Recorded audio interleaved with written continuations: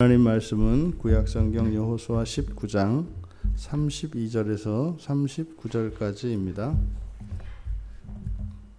같이 한 목소리로 함께 읽겠습니다. 여섯째로 납달리 자손을 위하여 납달리 자손의 가족대로 제비를 뽑았으니 그들의 지역은 헬렙과 사하나님의 상수리나무에서부터 아담이 네겝과 얌네를 지나 락굽까지요.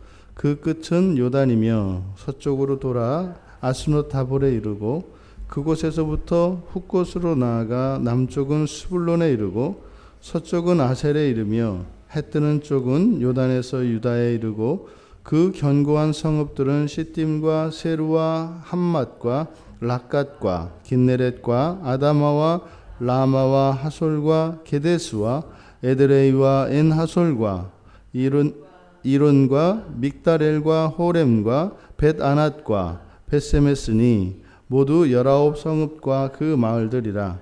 납달리 자손의 지파가 그 가족대로 받은 기업은 이 성읍들과 그 마을들이었더라. 아멘. 납달리 자손의 기업의 특징은 19개의 성읍으로 주요 큰 성읍으로 성읍과 거기에 딸린 마을들이고 또 이 납달리 자손의 그 기업은 서쪽으로는 아셀 지파가 길게 들어선 그 아셀 지파가 서쪽 경계를 마주하고 남서쪽으로는 스불론 그리고 남쪽으로는 이사갈 그리고 동편 하단부에 이제 요단강을 사이에 두고 갓 지파와 또 마주하고 있습니다. 그리고 동쪽으로는 이제 갈릴리 호수 전체가 납달리 자손의 경계에 위치했습니다. 그리고 갈릴리 건너편에는 요단강 동편에 위치한 므낫세 반지파가 위치하고 있죠. 그리고 훗날 그 단지파가 남부 지역에서 이곳 납달리 지파가 있는 그곳으로 이동해 옵니다. 맨 처음에 여호수아에게 분배받았던 그 땅을 정복하지 못하고 오히려 쫓겨서 북쪽으로 이제 오게 되죠. 그리고 이제 납달리 지파의 맨 위쪽 북쪽은 이스라엘의 영토 바뀝니다. 그래서 북부 가나안 족속들이 이제 거기에 거주합니다. 이처럼 이 납달리 지파의 그 위치적인 특성이 눈에 띄는 그 위치적인 특성이 가장 많은 그 지파들과 경계를 나란히 하고 있습니다. 그러니까 북부 가나안 족속까지 치면 7 세력이 이 납달리 지파 땅을 두고 둘러싸고 있습니다. 그러니까 지금 비록 이들이 같은 야곱의 자손으로서 이스라엘 백성으로서 이렇게 형제들임에 틀림이 없습니다만 여러 가지 갈등과 분쟁의 위험의 요소들이 많은 것은 사실이죠.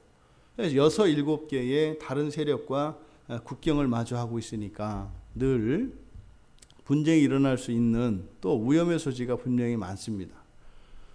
그 일반적으로 이렇게 국경이 다른 세력들과 국경을 마주하고 있다 그러면 대개는 넓은 땅을 소유한 나라가 그렇게 하면은 뭐 이해가 된다고요. 땅이 넓으니까 뭐 여러 지역에 걸쳐서 다른 지파나 다른 세력들과 이렇게 경계를 마주할 가능성이 많죠. 근데 납달리는 그렇지 않거든요. 땅이 이렇게 넓지도 않으면서 이렇게 주변에 많은 다른 세력들, 다른 지파들과 이렇게 경계를 맞닿고 있어서 사실은 굉장히 안정이 이렇게 침해당할 수 있는 그런 불안한 위치적인 특징을 가지고 있습니다. 그리고 이 갈릴리 호수는 후에 신약에서 특별히 예수님 사역의 중심이 되는 곳이기 때문에 굉장히 특별한 지역이죠. 그곳이 바로 납달리 지파에 속한 땅이라는 것입니다. 근데 34절에 보면 납달리 자손의 기업에 대해서 기업의 경계를 소개하는 이 대목 안에 좀 알 수 없는 이야기를 합니다. 34절 끝에 보시면 남쪽은 스불론에 이르고 서쪽은 아셀에 이르며 그 다음에 해 뜨는 쪽은 요단에서 유다에 이르고 유다는 지금 이스라엘의 기업 분배에서 맨 아래쪽에 위치합니다. 그래서 그 유다 땅의 맨 하단부 네게부 지역을 이제 시므온 지파에게 주는데, 유다는 지금 이스라엘의 남부 지역에 위치하고 이 납달리는 북부 쪽에 있다고요. 그러니까 사실 이 납달리 자손의 기업은 요단강 끝 그 맨 위에, 요단강 그 끝에, 그러니까 갈릴리 호수에서 요단강이 발원하는 그 시작 부위, 거기만 약간 요단강에 걸쳐 있지 사실 대부분 갈릴리 호수와 이렇게 있다 있거든요. 유다는 요단강하고도 경계가 다 있질 않아요. 요단강 아래가 이제 사해지 않습니까? 그러니까 그 사해 아래편이라고요. 그러니까 유다와 이 납달리 지파는 사실은 지리적으로 전혀 연결되어 있지 않습니다. 완전히 뚝 떨어져 있습니다. 그런데 여기에 왜 요단에서 유다에 이르고 해서 마치 유다 땅과 이 납달리 땅이, 즉 유다 지파의 땅과 납달리 지파의 땅이 마치 뭐 이렇게 가까이 있는 것처럼, 이것이 무슨 의미일까? 사실상 이해하기 어렵습니다. 그래서 굳이 왜 유다의 기업과 연결시키려고 했을까? 이것은 아마 납달리 지파가 이 유다 지파와 특별한 관계가 있음을 시사하는 것 같아요. 실제로 훗날 솔로몬 성전을 지을 때 그 성전 건축을 주도했던 그 히람의 어머니가 납달리 지파 여인입니다.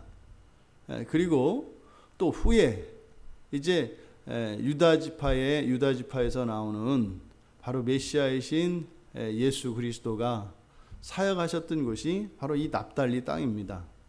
그래서 아마 이게 복음으로 연결시키고자 하는 그런 의도가 아니었을까. 근데 그것 이외에는 유다 기업과 이 납달리 자손의 기업을 연결시킬 이유가 없습니다. 아마 이것은 훗날 바로 이 납달리 자손이 하나님의 성전을 짓는 일과 또 바로 메시아가 이 땅에서 활동하실 것을, 그래서 이 기업 두 지파의 기업을 연결시키고 있는 것이 아니겠는가, 이렇게 생각을 해보게 됩니다. 이 납달리 자손의 기업은 마찬가지로 야곱의 예언과 또 모세의 축복을 통해서 이 땅의 의미를 우리가 찾아내야 할 것입니다. 창세기 49장 21절에서 야곱은 납달리는 노인 암사슴이다 이렇게 얘기합니다. 노인 암사슴, 그리고 아름다운 소리를 바라도다 이렇게 되어 있어요. 그래서 노인 암사슴, 그럼 이 사슴은 매우 연약한 동물입니다. 근데 성경에서 이 사슴은 이렇게 아주 연약하지만 사실은 은밀한 곳에, 그리고 높은 곳에 있는 동물로 쓰임을 받습니다. 그래서 보통 이 연약한 이 사슴은 신체적으로는 굉장히 연약한 것임에 틀림이 없지만 쉽게 잡을 수 없는 거예요. 근데 언제 그러냐?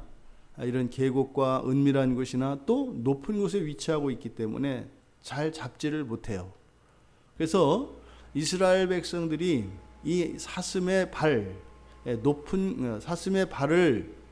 은유적으로 쓸 때 이스라엘 백성들이 높은 곳에 위치한 것, 안전한 상태를 나타낼 때 바로 이 사슴을 인용을 합니다. 그러니까 노인 암사슴이라고 하는 것은 연약한 사슴이지만 지금 자유로운 상태니까 이렇게 쉽게 다다를 수 없는 높은 곳에 있는 사슴의 상태를 말합니다. 그러니까 이것은 마치 이 납달리 지파의 이 땅이 여러 지파와 경계를 잇닿아 있어서 사실은 굉장히 많은 위험의 요소를 내포하고 있지만 오히려 그 안에서 자유로운, 그러니까 마치 이 납달리 지파의 땅이 높은 곳과 같은 그런 어떤 힘이 있어서 쉽게 이 납달리 지파의 땅을 침범할 수 없는 이런 상태를 상정하는 것이겠구나라고 우리가 알 수 있습니다. 또 왜 그것을 뒷받침하는 이 말이 뒤에 있는 아름다운 소리라고 하는 말입니다. 그래서 이 아름다운 소리 할 때 이 아름답다라고 하는 말은 여기에서만 딱 한 번 사용되는 단어입니다. 그리고 이 단어의 형용사형으로 시편 16편 6절에서 사용됩니다. 근데 시편 16편 6절이 기업과 관련돼서 나타납니다. 내게 줄로 재어준 구역은 그 땅을 말합니다. 아름다운 곳에 있으며, 이때 아름다운 것은 나함이라고 하는 다른 단어고, 나의 기업이 실로 아름답도다. 나의 기업이 실로 아름답도다. 그러니까 여기서 아름답다라고 하는 것은 풍경을 이야기하는 것이 아니라 안전한 곳, 즐거운 곳, 이런 의미입니다. 그러니까 지금 야곱의 그 예언 안에 납달리는 노인 사슴이며 아름다운 소리를 바란다라고 하는 것은 지금 이 여호수아에 의해서 기업 분배가 이루어지고 보니까 마치 여러 지파에 둘러싸여 있어서 이렇게 침략을 받고 위협을 받을 수 있는 그런 위치적인 불리한 지리적인 위치를 가지고 있지만 그곳은 어떻다? 아주 자유로운 생활을 보장받을 수 있는 좋은 기업이다라고 노래하는 것 같다 이 말이죠. 모세는 신명기 33장 23절에서 납달리에 대해서 축복을 하는데 은혜가 풍성하고 여호와의 복이 가득한 납달리여 이렇게 얘기를 합니다. 그러니까 야곱의 예언과 모세의 축복을 연결 지으니까 환경은 굉장히 불안한 환경이고 취약한 환경에 속해 있는데 이들에게는 넘치는 은혜가 있고 그리고 여호와의 복이 가득함으로써 그러한 환경 속에서도 자유와 그런 즐거움을 빼앗기지 않고 살아갈 수 있는 지파다라고 우리가 결론 지을 수 있습니다. 이 야곱의 예언이 그러니까 바로 넘치는 하나님의 은혜에 의해서 바로 이루어지는 것임을 모세가 설명하고 있는 것이죠. 우리 그리스도인의 삶이 바로 행복과 불행 그리고 안전과 불안전이 우리들의 힘에 있거나 환경에 있지 않다는 것이죠.